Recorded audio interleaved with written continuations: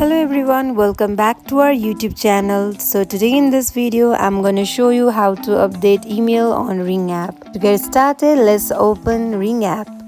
Before this, make sure you have already downloaded Ring app on your device. Now after opening your Ring app, it will show you this interface. Here on top left corner you can see 3 bar. Click on it and it will show you this menu. Here go to your account settings, and now in order to update your email, tap on email, and here you will see update on right side.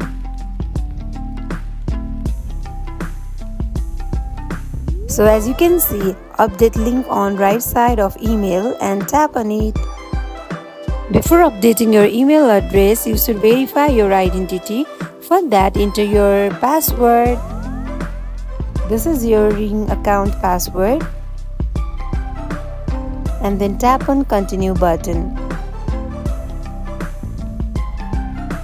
Now it will send you a code. In order to verify, go to your message and copy the code and paste here, and then tap on verify code.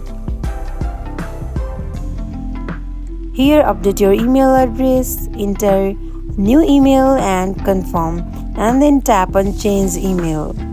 So in this way you can change or update your email address on Ring app. So that wraps for today. If you guys like this video, do not forget to like, comment and subscribe our channel.